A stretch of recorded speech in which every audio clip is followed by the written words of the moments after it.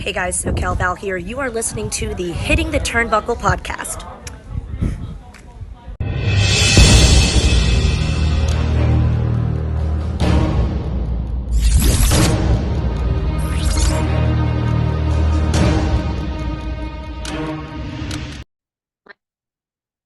Welcome everybody back to the Hitting the Turnbuckle channel. Happy Monday, probably still the worst day of the week for many people. We took the weekend off this weekend.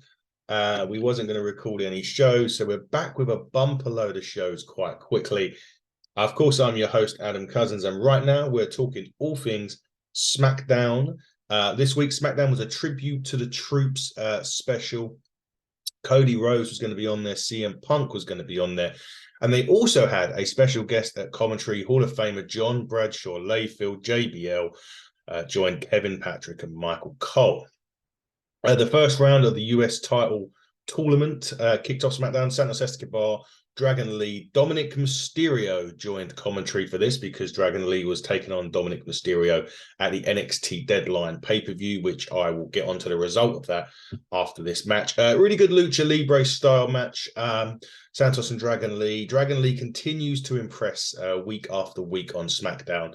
But on this occasion, not really a surprise, but Santos Escobar picks up the victory on this match with the Phantom Driver. Dominic Mysterio stand over Dragon Lee at the end of this. Now, the Deadline show, NXT Deadline, it was Dragon Lee, Dominic Mysterio for the North American Championship. And Dragon Lee beat Dominic Mysterio. He's now the new NXT North American Champion. Dominic wasn't very happy about that, cut a bit of a promo after. I think it was the digital exclusive, basically slating the Judgment Day for not having his back. So Monday Night Raw's tonight. Let's see what happens on that. They've done America the Beautiful, as they always do, on tribute to the troops. Very nice. The funny thing was, they then cut backstage. They showed you the recap of our Randy Orton, RKO, and Nick Aldis last week. And Nick Aldis had fined Randy Orton 50 grand. Randy Orton gave him a check for 100,000. And he said, oh, that was for the next one. And he was also talking about the main event, which is going to be Solo Sikoa, Jimmy Uso versus Randy Orton and LA Knight. Yeah. Cody Rhodes then had his promo, and it was one of those ones, those typical tribute to the troops promos, thanking all the troops. Yeah, pretty much what Cena used to do back in the day. Cody Rhodes had that today, and it was a typical elegant promo from Cody. And just welcome everyone to the show. Now, second match was Bobby Lashley carrying Cross, the United States #1 contenders tournament again. Lashley wins this with the spear. It's one of those really weird ones because, with Lashley, obviously, again, no surprise that Lashley won. Carrying Cross is another mystery to me on WWE. He's got everything that you need. I mean, his presentation of his entrance is outstanding. I don't know what is going on with him. I don't know why WWE don't use him correctly. He's got a lot of credentials there.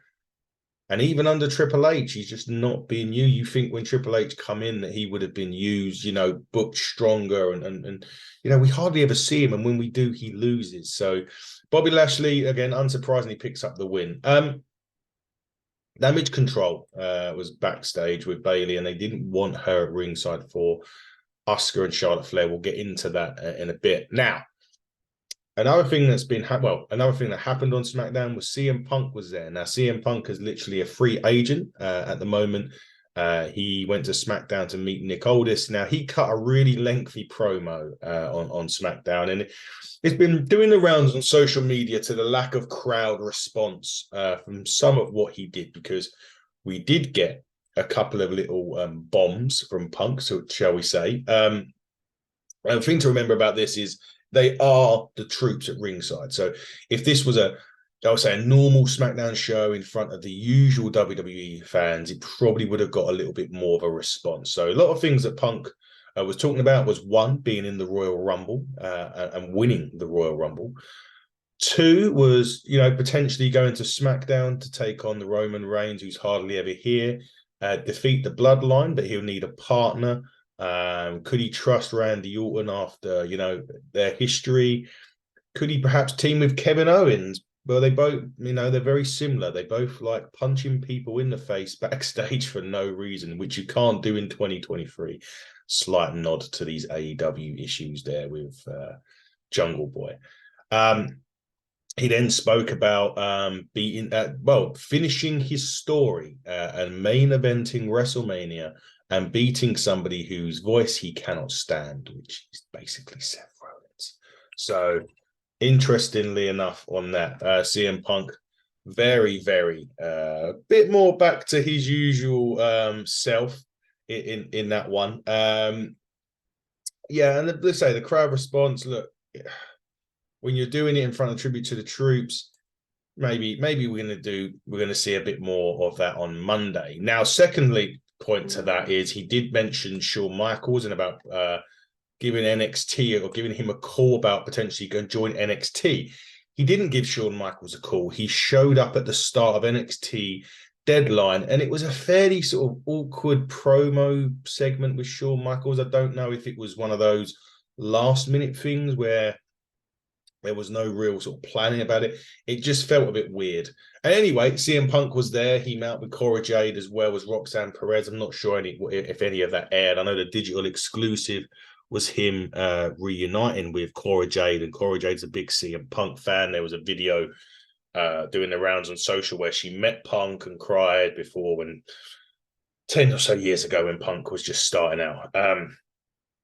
But he turned up at NXT. He'll be at Raw on Monday to listen to Adam Pearce and to make up his mind. I think if I was a betting man, I would say he will definitely be on exclusively to Raw going forward, but unless they're going to change absolutely everything. Now, the next match was Charlotte Flair and Asuka.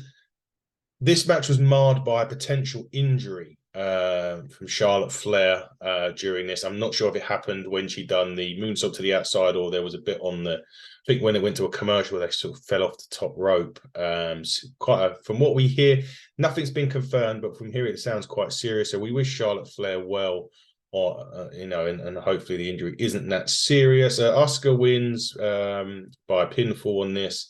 Bayley did show up, though, on this one, although she was meant to be barred from ringside by damage control. She did indeed show up and cost Charlotte the match on this. The problem with this is, again, I think I said this last week, it's too samey. We've been there, we've seen it, we've done it, and I don't want to see this match anymore. It was interesting the first couple of times, but now we're getting it. It's nearly every week now, and this is where I say the women's division needs a change, a move in direction, maybe some more talent coming up. They just need something, because at the moment they seem to be going through the motions, and let's just throw you two in the ring again because it was good last week. And yeah, I'm not a fan of it. Not a fan. Interestingly enough, CM Punk was backstage at this point. He got his contract from Nick Aldis to be exclusive to Smackdown. Bumps into Cody Rhodes. And Cody was like, "You want to finish your story, do you? That's interesting." And Punk was like, "Yeah, it is." And they shook hands. Maybe he's teasing something down the line between those two. A really nice video package. Now, next week on SmackDown, the Tribal Chief is back. Kevin Owens will battle Austin Theory. I think he's got one arm. And also, I believe the NXT superstar will battle Grayson Waller in the United States tournament. The NXT superstar has been picked, and it is Carmelo Hayes. Very good choice. Carmelo Hayes is a great wrestler. This should be really good for them two together on SmackDown. Main event, Randy Orton, LA Knight against the bloodline of Solo Sikoa and Jimmy Uso. Nice, typical main event style match on this one. Really enjoyed it. RKO wins the show, as always. Randy Orton and LA Knight pick up the victory. Kind of makes sense because Roman's coming back next week, so we expect that interaction with Randy Orton to start. They've got a lot of build towards the Royal Rumble, but we're expecting it to start next week. So next week's SmackDown looks pretty loaded. Looking forward to it. Good show, SmackDown. Solid 7.5. They just need to change up some areas, I think, on it, especially with the women's division. Don't mind seeing the women on the telly, love that, but just not the same every week. So it'd be really good if they change that. That was Smackdown. Really good, as a really good, solid show. I'll be back very shortly with the AEW Rampage review. Myself and Dave this evening, Monday night, will be talking all things AEW, both Dynamite and Collision, which will air on Tuesday. He's back better than ever on Thursday. We sit down with Eric Bischoff for our second part of our interview with him. We're so looking forward to that. We had some renews sponsorship-wise. You may have seen the multi-year agreement with Beers and Beatdowns. That happened yesterday. We're going to have another announcement this week about another renewal, which means you've got to keep it locked to our socials at HTT Buckle on Twitter, Hitting the Turnbuckle podcast on all other social networks. Guys, thanks for watching. I will be back very soon with your AEW Rampage review. But until then, buckle down, stay safe, and try and enjoy your Monday, guys.